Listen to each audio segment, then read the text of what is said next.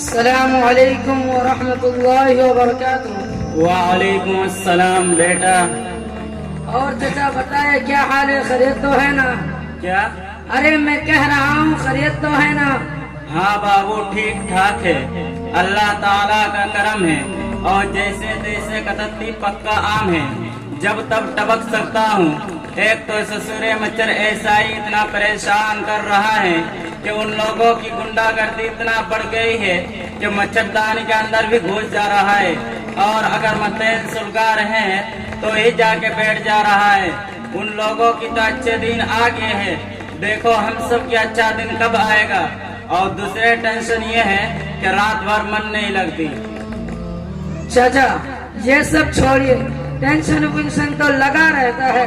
खैर ये बताइए कि ये लाठी और बैग लेकर कहाँ जा रहे हैं? बाबू असल बात ये है कि हमको कई जगह जाना है, यहाँ से पुरुलिया और वहाँ से रांची और वहाँ से उड़ीसा, फिर वहाँ से बस पकड़कर और आगे जाना है। बेटा तुमको हम कहाँ का बताएंगे। चाचा इस उम्र में इतना लंबा सफर ना किया करें, क्या पता कहाँ जिंदगी की शाम हो जाए। अरे बाबू असल बात ये है कि हमको कई जगह जाना है, यहाँ से पुरुलिया और वहाँ से रांची, फिर वहाँ से बस पकड़कर और आगे जाना है।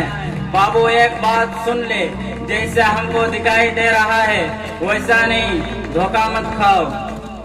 खैर ये बताए कि आप आखिर इतना दूर क्यों जा रहे हैं? अरे बाबू रिश्ता ढूंढने खातिर, ताकि शादी हो जाए। चाचा इस उम्र में शादी? खैर आप पहले बता देते तो मैं यही कहीं करा देती। अरे दिमाग ना खराब करो, हम अपना शादी के लिए नहीं बल्कि अपनी बेटी के लिए रिश्ता ढूंढ रहे हैं। आजकल तो तुम लोग साथ नहीं देगा, चढ़ दो हम जा रहे हैं। अरे बाबा रुकिए रुकिए, मैं जानता हूँ कि आप अपने बेटे की रिश्ता तलाश रहे हैं, लेकिन अब आपको इतना दूर जाने की क्या जरूरत है? मैं आसपास में ही कहीं करा देती। अरे बाबू कई जगह देख लिए, बहुत जगह में तो बात भी पक्की हो गई थी, लेकिन ससुर गाड़ी घोड़ा मांग रहा है और मेरा पास तो इतना व्यवस्था है नहीं कि हम गाड़ी घोड़ा दे दे। और आज का लड़का ऐसा आशिक हो गया है कि अगर लड़की की जगह भैंस भी ला देगा फिर भी कुछ नहीं, लेकिन हाँ गाड़ी चाहिए। बाबू जा रहे हैं बस आने वाले। ठहरे चाचा, अब आपको इतने दूर जाने की क्या जरूरत है? मैं करीबी में आपका शादी करा देता हूँ, आप घबराइए नहीं। बाबू हम तुमको बता दिए कि हम अपना नहीं कि अपनी बेटी की शादी के लिए जा रहा हूँ। समझ रहा हूँ। आप खुद बार बार अपने ऊपर ले जा रहे हैं। मैं ये कह रहा हूँ कि दरअसल मैं भी एक लड़की की तलाश में निकला था और लड़का हमारे रिश्तेदारी का है, तो अब आप समझ ले कि रिश्ता पक्का तो जल्दी ही कहीं से मिठाई वगैरह खरीद ले और अभी छगाई लेकर आ जाए, इसलिए कि जब रिश्ता अच्छा मिल जाए तो ताखिर नहीं करनी चाहिए। ये हुई ना बात कि चट मंगनी पड़ दिया, तो जा तब तक लड़का वालों को बता दो और हम मिठाई उठाई के इंतजाम करके ला रहे हैं। ठीक है चाचा।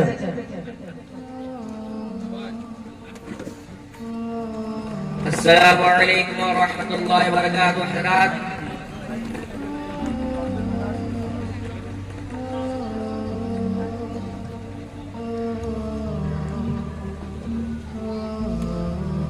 अस्सलामु अलैकुम व रहमतुल्लाहि व बरकातुहू। हज़रात अब सब तो जानते हैं कि मंगनिया चकाई सिर्फ और सिर्फ एक वादा है, और वादा तो जबान से किया जाता है, इसमें मिठाई कठाई की क्या जरूरत है। अच्छा बात जाहिर तो ऐसे भी है कि अगर चकाई पर की सोच से रकम और मिठाई वगैरह का मिलती है तो सिकवा करने लगती है, और बाज दुलान फान करने भी लगते हैं कि हमारा बेटा सिर्फ 10,000 के लायक है और सिर्फ 10 किलो मिठाई के लायक, वो भी बालूशाही और कपड़ा तो ऐसा लेकर आते हैं कि ऐसे कपड़े पास हम लोग हाथ पोंछ कर बाहर फेंक देते हैं। ससुर सब बाखिल है, ऐसे है वैसे है, डबल पैसे है और ना जाने क्या क्या कहता है। हजरात इसलिए हर रसूल में फरमाते हैं आजकल के बखरे जो राब है ये सब के सब खिलाफ सुन्नत है। दोस्तों मैंने अभी सुना है कि हमारे गांव में एक जगह लेके आने वाला है, देखते हैं उसके अंदर क्या खुराफात होती है।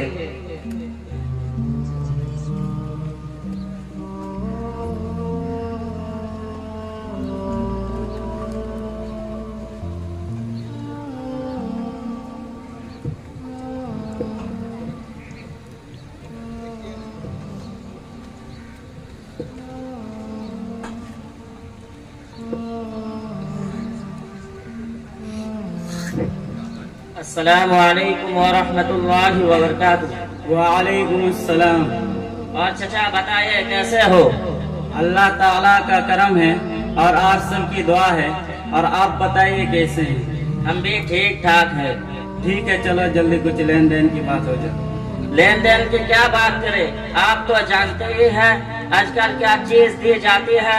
मसलन मसहरी, गद्दा, रजाई, धगरी, दरी, कढ़ाई, fridge, cooler, washing machine, gas टंकी, सिलाई मशीन, छोटी पेटी, बड़ी पेटी, अलमारी, कुर्सी, मेज, सोफा सेट, खाना सेट, पानी सेट, चाय सेट, शरबत सेट, समय सेट, ये तो सब देते हैं। इसमें लेन देन की क्या बात करें। तौबा तौबा, हमको तो ऐसा लग रहा है कि तुम ये सब जहेजुआ का सामान लेकर शोरूम खोलेगा। ये आम चीजें तो सब देते हैं, इसमें ताजुब की क्या बात है। एक और बात बता दे कि हमने जहाँ जहाँ से रिश्ता देखा है, हर जहाँ से गाड़ी मिल रही थी, कहीं से एचएफ तिलक और कहीं से बसंत फरो। देखो बाबू, आम तौर पर जो दिया जाता है वो तो हम कहीं से भी कर्ज वगैरह लेकर इंतजाम कर देंगे, लेकिन यही बात अगर गाड़ी की तो हम नहीं दे सकेंगे। तब तो बगैर गाड़ी के हमारा बेटा मानेगा ही नहीं। उसने तो यही कहा है कि गाड़ी चाहे जैसी मिले उसे नहीं, मतलब हाँ जरूर गाड़ी मिलनी चाहिए। ठीक है, गाड़ी का भी इंतजाम कर देंगे। कोई चीज बेचकर या किसी से कर्ज वगैरह लेकर क्या करूं? बगैर गाड़ी के कोई बात तो नहीं करता, लेकिन यह बताओ कि लड़की देखने आओगी कि नहीं? वो तो आना ही पड़ेगा, बगैर देखे कैसे काम चलेगा और कैसे इत्मीनान होगा। लेकिन एक एहसान कर दीजिए कि मेहरारू को साथ में ना लेके आए। वो आएगा तो खाली आए भी निकालेगा। ये बताइए कि कितनी बारात लाएंगे? कम से कम 300-350 लाएंगे। अरे बाबू, इतनी बारात लाने की क्या जरूरत है? हमारे गांव में कोई ऐसी जगह नहीं है जहाँ लोगों को रोक सकेंगे, और ज्यादा लेके आएंगे तो आपको भी तकलीफ होगी, और कम लेके आएंगे तो ना तुम परेशान होगा और ना हम परेशान होंगे। देखो भाई, हमने तो सोचा था कि 500 बारात लेके आएंगे, लेकिन आपको देखकर इरादा बदल लिया है। और इतनी बारात तो असल लोग लाते ही है।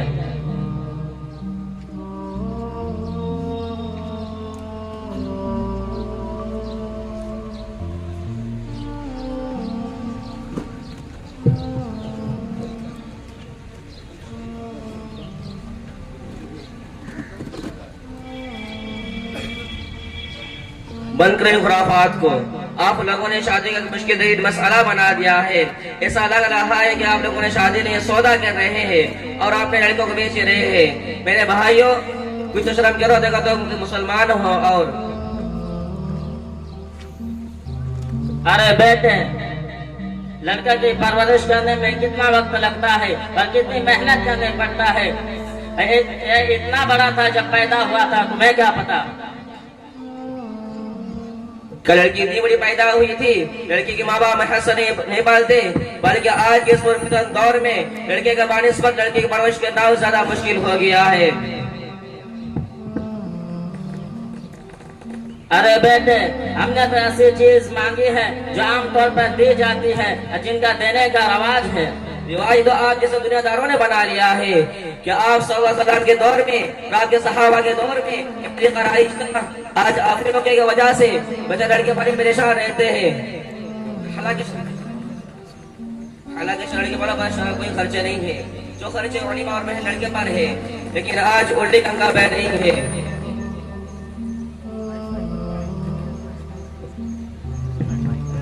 हेलो हेलो,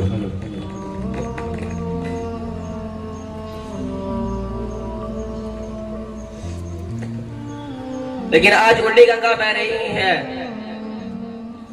और आपने गाड़ी का मुतालबा किया, जब आपको गाड़ी का इतना शौक है तो खुद क्यों नहीं खरीद लेते हैं? किस तरह से भीख मांग रहे हैं?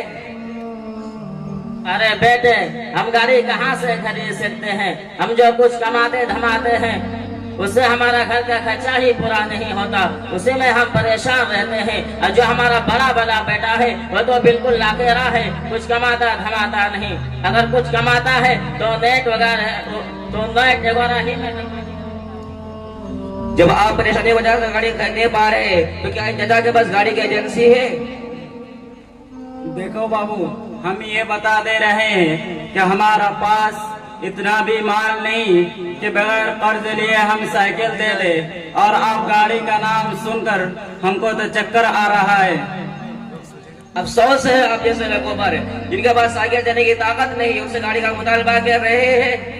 यही वजह है कि आज के बूढ़े बाप भी देश का सामान मुहैया करने के लिए कमाने पर मजबूर है। किसी ने क्या खूब कहा है, रहने सहने का मेरा जब से ठिकाना हो गया, रहने सहने का मेरा जब से ठिकाना हो गया, जाने को दुश्मन मेरा तब से जमाना हो गया। बेटियों की शादियों की फिक्र में, बेटियों की शादियों की फिक्र में एक बूढ़ा बाप कल कमाने के लिए घर से रवाना हो गया, और आपने कहा बराती 300 साढ़े 300 लेके आए। मेरे भाई आखिर जरूरत क्या है इस तरह सलाह के घर के बड़ा बार परेशान करने की? असल में बात यह है कि हम घूम घूम के सबके बारात गए हैं। अब अगर हम अपने बारात में गांव वालों और आसपास के लोगों को नहीं ले जाएंगे तो आप ही बताइए तो लोग नाराज नहीं हो जाएंगे? वो जाने तो नाराज क्या आपने हदीस शरीफ नहीं सुनी, ला ताअता लि मखलूकिन फी मासियतिल खालिक, क्या अल्लाह की नाफरमानी में मखलूक की ताअत करना और मखलूक को खुश करना जायज नहीं। आप सुबह काम कीजिए जिससे अल्लाह खुश और राजी होता है। तो बाबू का बारात ले जाना हराम है? बाबू ये बताओ, जे हमसे मांगा है क्या ऐसा मांगना दुरुस्त है? और अगर हम अपनी बेटी को खुद ही जहेज दे तो ये जायज है या नहीं? और ये भी बताए कि सबसे अफजल शादी कौन सी है? देखिए सब बहुत बड़े बड़े सवालात है, मुझे अभी के बहुत सारी जानकारी नहीं है क्योंकि मैं तालिब इल्म में हूँ, इसीलिए इन सारे सवालों का जवाब देने के लिए मैं मोहम्मद मखसूस साहब को बुलाना चाहूंगा।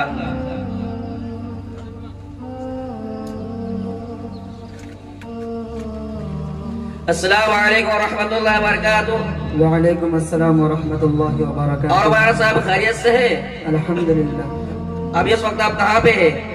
मैं एक मीटिंग में जा रहा हूँ। जरा सा अपने मशगूलात से थोड़ा सा वक्त निकाल कर मदरसा सारी सुलेमानिया की पिंडाल में चले आइए। ठीक है, मैं जा रहा हूँ।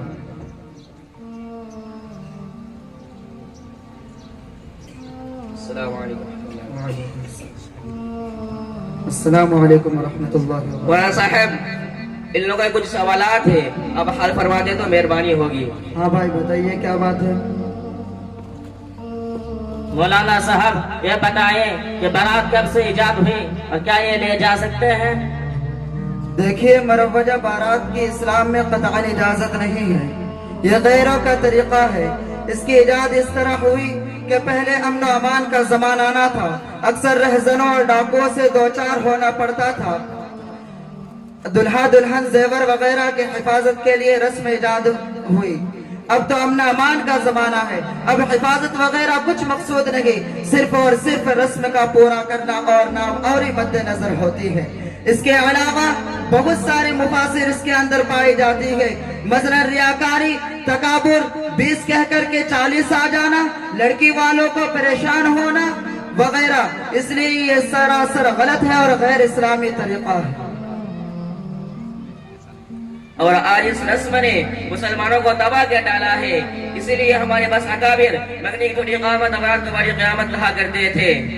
देखिए आप सल्लल्लाहु अलैहि वसल्लम ने सैयदतुन निसा का हदीस इस तरह से किया कि मजलिस निकाह में हज़ारी खुद मौजूद नहीं थे, जिन सहाबा को बुलाकर आपने मोहल्ले में निकाह पढ़ाया था। चुनांचे जब बाद में हाजिर हुए उन्होंने कहा राजी तो मैं राजी हूँ, और निकाह का आम हुआ। हालांकि अगर चाहते तो रिश्तों की बारात बुला सकते थे, लेकिन बारात तो दर के किनार आपने दोनों की मस्जिद को भी जरूरी नहीं समझा, तो हमने क्यों गए? तो हम लोग की बारात समझेंगे। मौलवी साहब ये बताओ, जे हमसे मांगा है क्या ये सब लेन देन अच्छा है या नहीं? देखिए, मरवजा तरीक़ा जहेज तो गलत है, लेकिन फी नफ्सी ही जहेज देने में कोई कवाहत नहीं। फतावा कासमिया जिल्द नंबर 12 सफ़ा नंबर 362 पर है कि माँ बाप अपनी लड़की को अपनी खुशी से जो चाहे जितना चाहे दे सकते हैं। हजरत मोहम्मद सल्लल्लाहु अलैहि वसल्लम ने भी हजरत फातिमा ज़हरा रज़ियल्लाहु अन्हा को जहेज दिया था। चुनांचे हजरत मौलाना अशरफ अली थानवी रहमतुल्लाह अलैह इस्लाहुर रसूम के सफ़ा नंबर 93 पर रकम इतराज है कि जहेज पर 2 चादरें यमनी जासूसी के तौर पर होती है, 4 गद्दे, 1 निहाली, एक मटके, एक मशकीजा, एक चक्की, किसी और रवायतों में एक पलंग भी आता है। उसी के साथ साथ फरमाते हैं कि साहिबो जहेज में इस उम्र का लिहाज रखना, अव्वल इख्तिसार यानी गुंजाइश से ज्यादा तगोतो ना करे। दोम जरूरत 3 चीजों की है, जरूरत सले दस्त हो वाकई वो देना चाहिए। सोम ऐलान ना करे क्योंकि ये अपने औलाद के साथ सलाह रहमी है। अगर मुस्कुरा उमूर का लिहाज करते हुए जहेज दिया तो ठीक, वरना तो जायज नहीं है। मौलाना साहब, अभी आपने फरमाया मुरव्वजा तरीका जहेज गलत है, तो बताइए सही तरीका क्या है? हजरत मौलाना अशरफ अली थानवी रहमतुल्लाह अलैह फरमाते हैं कि लड़की को जो कुछ देना हो उसको रुखसती वक्त के वक्त ना देना चाहिए, क्योंकि वो उसको देना नहीं है बल्कि ये तो अपने सास ससुर को देना है। इसलिए सही तरीका ये है कि सारे दस्त अपने घर रखो और जब लड़की खूब खुल मिल जाए तो उसे कहो कि ये सब चीजें तुम्हारी है। उसके बाद अपने औलाद को ये सब चीजें दी जाए। मौलाना साहब, अभी आपने फरमाया हजरत फातिमा रज़ियल्लाहु अन्हा को अल्लाह के नबी ने जहेज में बात जिसको दिया था, मगर उसको सवार नाली के जरा बेच के दिया थे। किताबुल नवाजी जिल्द नंबर 8 सफा नंबर 58 पर है कि लड़की वालों का शादी ब्याह में जहेज का मुतालबा करना नाजायज और हराम है। इसलिए ये सरासर गलत है और गैर इस्लामी तरीका है। मौलाना साहब, जहेज का मुतालबा करना कैसा है? किताबुल नवाजी जिल्द नंबर 8 सफा नंबर 58 पर है कि रिश्ता करते वक्त दीनदारी को बुनियाद बनाया जाए, उसके बाद सादगी के साथ तफरीक की जाए और उसका वाक़ादा ऐलान किया जाए। और बेहतर यह है कि निकाह मस्जिद के अंदर मुनाकिद हो। देखिए, जिस शादी में जितना कम खर्च होगी वो इतनी ही बरकत वाली होगी। हदीस शरीफ में है, इन्ना आज़मुन निकाह बरका ऐसे लहू मऊना, कि सबसे ज्यादा बरकत वाली निकाह वो है जिसमें कम से कम खर्च हो। मौलाना साहब, ये बताए कि निकाह का सुन्नत तरीका क्या है?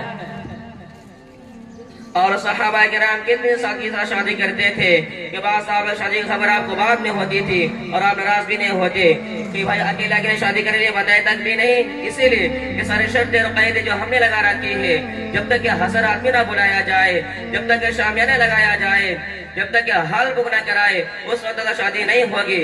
इस्लाम में रहमतुल्लाह जमाने में इन चीजों का नहीं था। मौलाना साहब, आपका बहुत बहुत शुक्रिया।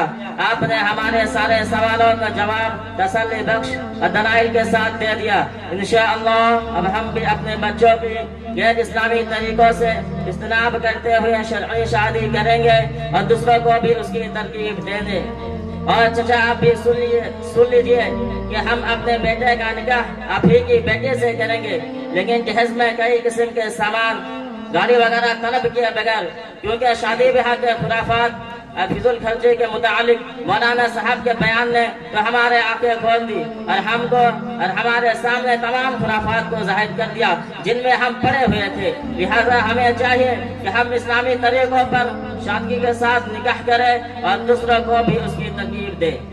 मौलवी साहब, आपका बहुत बहुत एहसान है कि आप हमारे 3.5 लाख कर्ज लेने से बचा लिए। ठीक है मौलवी साहब, अब मैं जा रहा हूँ। अस्सलाम वालेकुम। वालेकुम अस्सलाम व रहमतुल्लाहि व बरकातुहू।